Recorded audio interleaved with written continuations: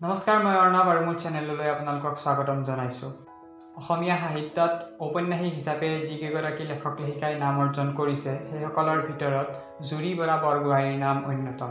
2004 চনত পোনপ্ৰথমবাৰৰ বাবে ঔপন্যাসিক হিচাপে আত্মপ্ৰকাশ কৰা জুৰি বৰা বৰগোহাঁইয়ে বিভিন্ন গ্ৰন্থ লিখি আহিছে আৰু তেখেতৰ অন্যতম গ্ৰন্থসমূহৰ ভিতৰত এখন হৈছে ৰাগিমন। আৰু আজি আমি এই ভিডিঅ'ত আলোচনা কৰিম তেখেতৰ অন্যতম গ্ৰন্থ ৰাগিমনৰ বিষয়ে। জুৰি বৰা বৰগোহাঁই ডিব্ৰুগড় বিশ্ববিদ্যালয়ৰ ৰাজনীতি বিজ্ঞান বিভাগৰ স্নাতকোত্তৰ। তেখেতে আমাৰ অসম, দৈনিক জনমভূমি, দৈনিক জনসাধাৰণ আদিৰ দৰে কাকততো সেৱা আগবঢ়াইছিল। সৰুৰে পৰা তেখেতে বিভিন্ন লেখাৰে বাতৰি কাকত, আলোচনী আদিত লিখা মেলা কৰি পাঠকৰ মাজত পৰিচিত হৈ আহিলেও তেখেত এগৰাকী ঔপন্যাসিক হিচাপে অধিক জনপ্ৰিয়। তেখেতৰ প্ৰতিখন উপন্যাসেই ব্যতিক্ৰম। ই এক প্ৰকাৰে সমাজত ইতিবাচক প্ৰভাৱ পেলাই আহিছে বা বিষয়বস্তুৰ গভীৰতাৰে মানুহৰ মনত নতুন নতুন চিন্তাৰ উদ্ৰেক ঘটোৱাত সহায় কৰি আহিছে। ডিব্ৰুগড় বিশ্ববিদ্যালয়ৰ পটভূমিৰে ৰচিত তেখেতৰ প্ৰথমখন উপন্যাস হৈছে ডিব্ৰুগড় বিশ্ববিদ্যালয়ৰ নন্দিনী। ইয়াৰ পৰৱৰ্তী সময়ত তেওঁ অসমৰ বাহিৰত পঢ়িবলৈ যোৱা ছাত্ৰ ছাত্ৰীৰ মনৰ কথাৰে তেখেতে লিখি উলিয়াইছিল আপোনজনৰ ঠিকনা। অসমৰ সত্ৰ ব্যৱস্থাৰ অন্তৰ্ভাগৰ কাহিনীৰে তেখেতে লিখি উলিয়াইছিল অভিলাষী যাত্ৰা। জয়মতীৰ জীৱন আধাৰিত তেখেতৰ এখন জনপ্ৰিয় উপন্যাস হৈছে নামফা। ইয়াৰ উপৰিও তেখেতে মাজুলী, অসমৰ চাহ উদ্যোগ, সন্ত্ৰাসবাদ আদিৰ দৰে বিভিন্ন বিষয়বস্তুক লৈ তেখেতে এই যাত্ৰা আগুৱাই লৈ গৈছে। তেখেতৰ উপন্যাসসমূহ এক ব্যতিক্ৰমী বিষয়বস্তুৰ আধাৰত নিৰ্মাণ কৰি গৈ আছে। ৰাগিমন, ইয়াৰ বেটুপাত আপোনালোকে যেতিয়া দেখিব, বেটুপাতত এগৰাকী মহিলা আছে আৰু কিছুমান সংগীতৰ চিহ্ন কিছুমান আপোনালোকে দেখিবলৈ পাইছে। প্ৰথম দৃষ্টিত আমি যেতিয়া এই বেটুপাতখন চাওঁ, আমাৰ এনেকুৱা লাগে যে এগৰাকী নাৰীৰ, এগৰাকী মহিলাৰ সংগীতময় জীৱনৰ গোটেইখিনি কাহিনী ইয়াত থাকিব যেন আমাৰ অনুভৱ হয়। আৰু এই অনুভৱ মনত পুহিয়ে মই 2013 চনৰ গুৱাহাটী গ্ৰন্থমেলাৰ পৰা এই কিতাপখন লৈ আনিছিলোঁ। কিন্তু কিতাপখনৰ ভিতৰতনো কি আছে সেই বিষয়ে আমি এতিয়া আলোচনা কৰিম। মই যি ভাবি গৈছিলোঁ বা বেটুপাতখন দেখিলে আমাৰ মনত যি ভাৱ আহে সেয়া হয় নে নহয় এই বিষয়ে আমি আলোচনা কৰিম। ৰাগিমন জুৰি বৰা বৰগোহাঁইৰ দ্বাৰা ৰচিত পঞ্চমখন উপন্যাস আৰু এই উপন্যাসখন চন্দ্ৰপ্ৰকাশৰ দ্বাৰা 2011 চনৰ জুলাই মাহত প্ৰথমবাৰৰ বাবে প্ৰকাশ হৈছিল। ইয়াৰ প্ৰথম প্ৰকাশৰ মূল্য হৈছে 140 টকা। সৰ্বমুঠ 52টা খণ্ড আছে আৰু 204 পৃষ্ঠাৰ এখন কিতাপ। আপোনালোকে কলেবৰ দেখিলেও বুজি পাব যে এই কিতাপখন বেছি দীঘল নহয়।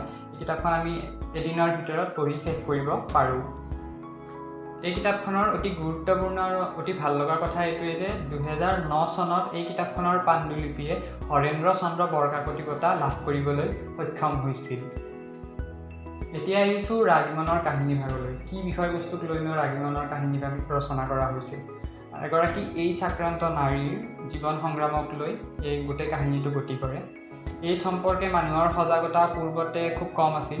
এতিয়াও ইয়াৰ সজাগতা বেছি বৃদ্ধি হোৱা নাই, তথাপিও আমি ক'ব পাৰোঁ পূৰ্বতে ইয়াৰ সজাগতা একেবাৰে নাছিলেই অসমত। আৰু বিভিন্ন চৰকাৰী বা বেচৰকাৰী সংস্থাই এই বিষয়ে বিভিন্ন ধৰণৰ সজাগতামূলক কাম কৰি অহা স্বত্তেও মানুহৰ মাজত বিভিন্ন ধৰণৰ সজাগতামূলক চিন্তা চৰ্চা নাছিল। মানুহৰ মনত ভ্ৰান্ত ধাৰণা কিছুমান গাঢ় উঠিছিল। আৰু এই সকলোবিলাকক সাঙুৰি পেলাই এই উপন্যাসখন জুৰি বৰা বৰগোহাঁইয়ে অতি সাৱলীলভাৱে ৰচনা কৰি উলিয়াইছিল, যাতে আমি এইডছ সম্পৰ্কে সজাগ হ'ব পাৰোঁ, যাতে আমি এইডছক নিয়ন্ত্ৰণ কিদৰে কৰিব পাৰি সেই বিষয়ে কিছু আভাস পাব পাৰোঁ। লেখিকাই এই কিতাপখনৰ পাতনিত উল্লেখ কৰিছে যে ভাৰতত বিভিন্ন সময়ত বিভিন্ন দল সংগঠনে বা চৰকাৰীভাৱে এইডছ নিয়ন্ত্ৰণৰ বাবে বিভিন্ন সজাগতামূলক অনুষ্ঠান বা বিভিন্ন সজাগতামূলক ব্যৱস্থা লোৱা হৈছে। তৎসত্ত্বেও অসমত বা ভাৰতত এই ৰোগীৰ সংখ্যা হ্ৰাস পোৱা নাই, বৰং বৃদ্ধিহে পাইছে। অসমৰ বিভিন্ন অঞ্চল এতিয়া এই ৰোগীৰ বাবে বা এই ৰোগৰ ব্যক্তিৰ সংখ্যাৰ বাবে হট জ'ন হিচাপে পৰিচিত হৈ আছে। গতিকে সময় থাকোঁতে আমি ইয়াৰ বিষয়ে অধ্যয়ন কৰা উচিত আৰু এই বিষয়ে আমি সজাগ হৈ আনকো সজাগ কৰাৰ প্ৰয়োজনীয়তা আহি পৰিছে। আৰু এই ধৰণৰ কথাকে বিবেচনা কৰি পেলাই জুৰি বৰা বৰগোহাঁইয়ে লিখি উলিয়াইছে ৰাগিমন।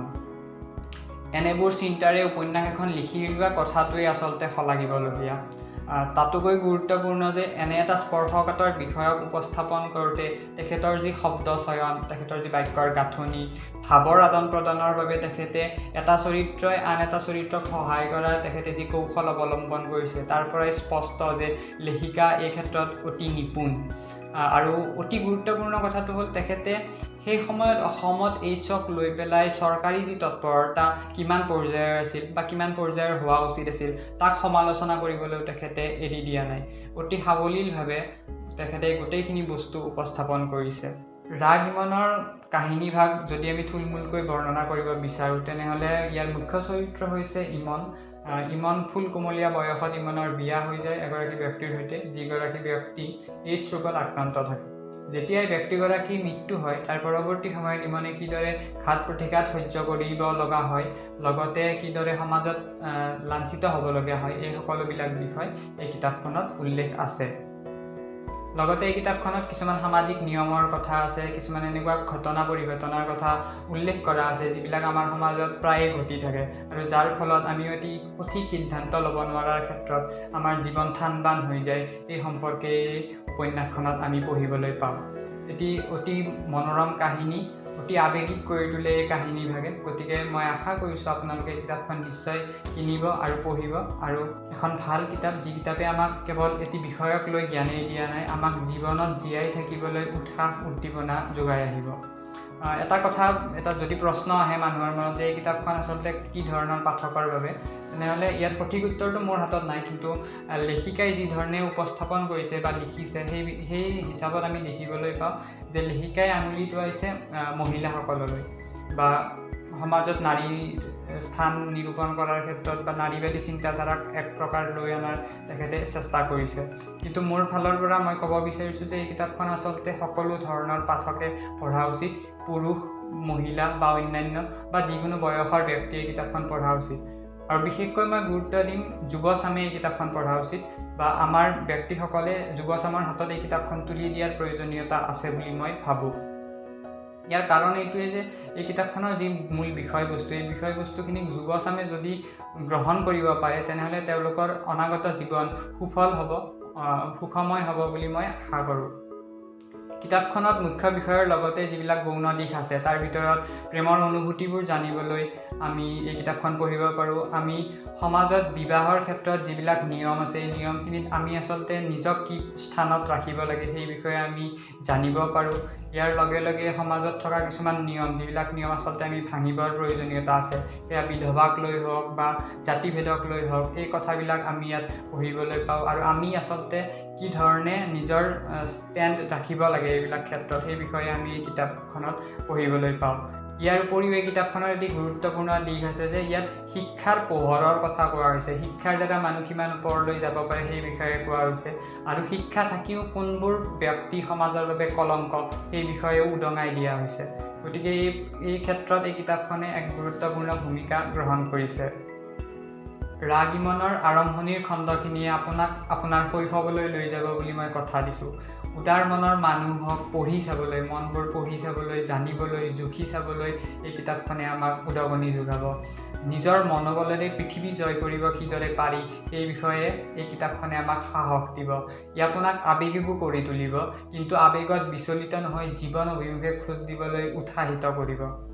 লেখিকাই এই উপন্যাসখনেৰে সমাজৰ কিঞ্চিতো যোগাত্মক ভূমিকা যদি এই কিতাপখনে ল'ব পাৰে তেনেহ'লে তেখেত কৃতাৰ্থ হ'ব বুলি উল্লেখ কৰিছে।